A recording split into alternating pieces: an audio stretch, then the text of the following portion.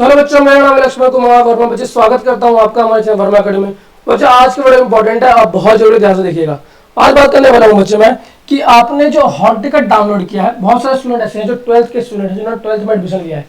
10th वालों को ये प्रॉब्लम का सामना नहीं करना पड़ा होगा, लेकिन 12th वालों को ये सामना करना पड़ा होगा जो सीनियर सेकेंडरी में जिन्होंने एडमिशन लिया है। ध्यान से देखिएगा क्या हुआ होगा। अगर प्रैक्टिकल का हॉल टिकट डाउनलोड कर लिया है जो कि ऐसा दिखता है आपका, ठीक है ना, तो पूरा प्रैक्टिकल में क्या क्या लिखा हुआ है आपको पूरी बात समझाऊंगा। और बच्चे हो सकता है सब्जेक्ट शो नहीं कर रहा है, बच्चों का सब्जेक्ट शो नहीं कर रहा है, मतलब कि 3 प्रैक्टिकल है, एक ही प्रैक्टिकल का रिजल्ट आया है, मतलब कि दिख रहा है, 2 ही दिख रहा है, तीसरा क्यों नहीं दिख रहा। तो वो प्रॉब्लम भी सॉल्व करूंगा और बात समझाऊंगा बच्चे करना कैसे है और एग्जामिनेशन हॉल में जाना कैसे है, क्या क्या लेके जाना है। ठीक है, आइए शुरू करते हैं। ठीक है, सबसे पहले बच्चे बात करते हैं कि सब्जेक्ट शो क्यों नहीं कर रहा, सब्जेक्ट क्यों नहीं शो कर रहा। तो ये सब्जेक्ट इसलिए नहीं शो कर रहा है कि हो सकता है जो आपने 10th पास किया हो, 10th जो बच्चे आपने पास किया होगा वो आपने किया होगा 2025 में, ठीक है।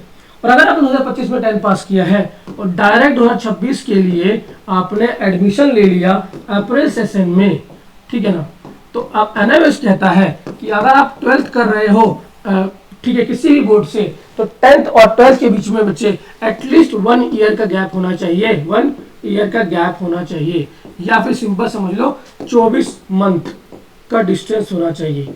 मतलब कि अगर 2025 में बच्चे आपने अप्रैल में 10वीं पास किया तो अब आपको 27 में अप्रैल में एग्जाम देना चाहिए, ठीक है ना। अब लेकिन 12वीं में तो एडमिशन ले लिया है, अप्रैल में एग्जाम तो दे रहे हैं, तो इस केस में बच्चा होगा क्या कि आपको सिर्फ मैक्सिमम 4 सब्जेक्ट का एग्जाम देने दिया जाएगा, 4 सब्जेक्ट का एग्जाम देने दिया जाएगा और 5वें सब्जेक्ट का एग्जाम नहीं दे पाओगे। मतलब अगर आपके पास 7 सब्जेक्ट है तो बाकी 3 नहीं दे पाओगे, 6 है तो बाकी 2 नहीं दे पाओगे, और 5 है तो बाकी 5th वाला नहीं दे पाओगे।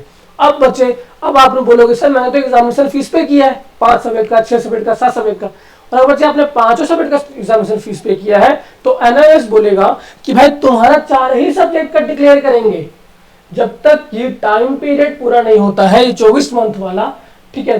तो हम आपका 4 ही सब्जेक्ट का रिजल्ट डिक्लेयर करेंगे, ठीक है। अगर आपने फीस सबमिट कर दिया है तो फीस नॉन रिफंडेबल है और पैसा वापस नहीं मिलेगा, और बच्चे पैसा को एडजस्ट भी नहीं किया जाएगा। या सोचेंगे कि अगली बार जो एग्जाम होगा उसमें एडजस्ट कर दे, तो बच्चे एडजस्ट भी नहीं किया जाएगा, ठीक है। आई होप आपको बात समझ में आ रही है।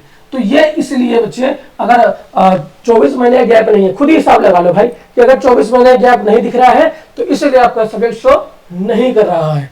ये 12th वाले बच्चों को प्रॉब्लम आ रही है, ठीक है, ये इसलिए बच्चे ये बताना बहुत ज्यादा जरूरी था, ठीक है। अब एग्जाम दे कर पाओगे तो बच्चे आप दे पाओगे अगले जब 24 महीने कंप्लीट होंगे, कब कंप्लीट होने के बाद ही दे सकते हो, या कंप्लीट होने के जस्ट कंप्लीट होने पर दे सकते हो, उससे पहले नहीं दे सकते। अब बच्चे मैंने एक सैंपल हॉल टिकट लिया है, ठीक है ना, किसी स्टूडेंट का, स्टूडेंट की डिटेल मैंने हाइड कर दी है, लेकिन आपको समझाना जरूरी है तो हमने, ठीक है ना, इसको थोड़ा हम क्या करते हैं, हाँ ऐसे करके थोड़ा समझने की कोशिश करते हैं कि अब करना क्या क्या है, थोड़ा रूल रेगुलेशन आपको समझा देते हैं, ठीक है। यहाँ पे आपका रोल नंबर होगा, ठीक है ना, देखो बच्चे यहाँ पे आपका रोल नंबर होगा, ठीक, यहाँ आपका रोल नंबर होगा, यहाँ पे बार कोड होगा और यहाँ बच्चे आपकी फोटो लगी होगी, ठीक है। ये पूरा कहानी होगा, ठीक है। और बच्चे बोल रहे हैं सर कहाँ लिखा होगा कि मैंने 10th का पास किया, तो बच्चे आपके हॉल टिकट पे लिखा होगा, हॉल टिकट पे लिखा होगा आपका मीडियम हिंदी मीडियम है, इंग्लिश मीडियम है, और हॉल टिकट पे लिखा होगा कि आपने 10th का पास किया। जैसे कि ये स्टूडेंट है अप्रैल 2024 में उसने 10th पास किया, तो ये 12th का एग्जाम दे सकता है, ठीक है। यहाँ पे फिजिक्स और केमिस्ट्री से 2 सब्जेक्ट ऐसे हैं जहाँ पे इसका प्रैक्टिकल होना है, ठीक है, ऐसा यहाँ पे इसको शो कर रहा है, ठीक। कुछ यहाँ पे अंग्रेजी में बच्चे, इंग्लिश में कुछ लिखा हुआ है, तो इसमें साफ साफ ये लिखा हुआ है जो आपको मैंने बताया यहाँ से लेकर यहाँ तक। यहाँ पे ये लिखा है बच्चे कि अगर आपने 10th 2024 में पास किया है और जब 12वीं में यहाँ पे एडमिशन लिया है, तो अगर 24 महीना हो चुका है 10वीं पास किए हुए, एग्जैक्ट 24 महीने, तो आप 12वीं का एग्जाम दे सकते हो, 12th का एग्जाम दे सकते हो ऑल 5 सब्जेक्ट में। लेकिन अगर आपका बच्चे 24 मंथ कंप्लीट नहीं हुआ है, इवन 22 मंथ भी हुए हैं, 20 मंथ भी हुए हैं, तो बच्चे आप एग्जाम नहीं दे सकते 5 सब्जेक्ट, मैक्सिमम 4 सब्जेक्ट में फिर दे सकते हो। और अगर आपने 5वें सब्जेक्ट का भी एग्जामिनेशन फीस पे किया है तो बच्चे वो पैसा आपको वापस नहीं मिलेगा। और अगर चाहते हो कि एडजस्ट हो जाए तो वो एडजस्ट भी नहीं होगा, अगली बार आपको एग्जाम देना पड़ेगा। अब आप 5वें सब्जेक्ट का एग्जाम दे कर पाओगे तो बस जब तक 24 महीने कंप्लीट नहीं होते आपका एनओएस डिक्लेयर ही नहीं करेगा। क्या कहते हो, अगर गलती से आप एग्जाम में चले गए तो बैठने के लिए तो बच्चे वेरिफिकेशन तो होगा ही, आप एग्जाम का रिजल्ट आपका आएगा ही नहीं 5वें सब्जेक्ट का, बाकी 4 सब्जेक्ट का रिजल्ट आएगा, 5वें सब्जेक्ट का रिजल्ट आएगा ही नहीं। ये लिखा हुआ है बस इस अंग्रेजी में।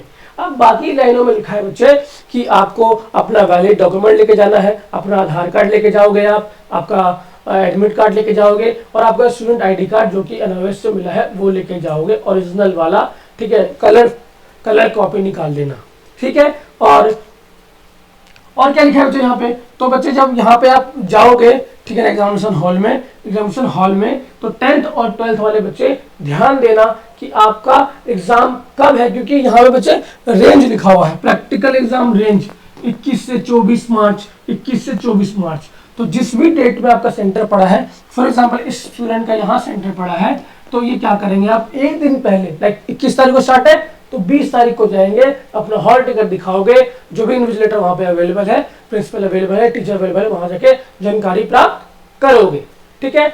और बच्चे टाइम से जाना है। अब इसे टाइमिंग क्या रहती है तो बच्चे वो स्कूल वाले आपको बता देंगे, ठीक है, स्कूल वाले आपको बता देंगे, क्योंकि आपके स्टडी सेंटर में, जनरली स्टडी सेंटर में आपका प्रैक्टिकल एग्जाम होना है। आई होप आपको बात समझ में आ गई है बच्चे। अगर प्रैक्टिकल एग्जाम अच्छा नहीं गया बच्चे तो बच्चे फिर वहां भी फेल होते हैं, प्रैक्टिकल में अलग से पास होना होता है, और अगर प्रैक्टिकल में पास नहीं हुए तो फिर फेल ही या फिर कंपार्टमेंट ही आ जाता है।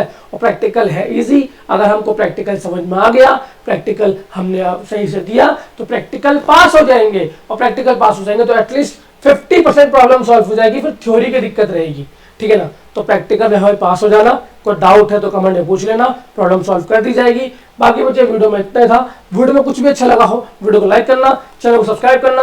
मिलता हूं नेक्स्ट वीडियो में, तब तक के लिए बच्चे जय हिंद बच्चे।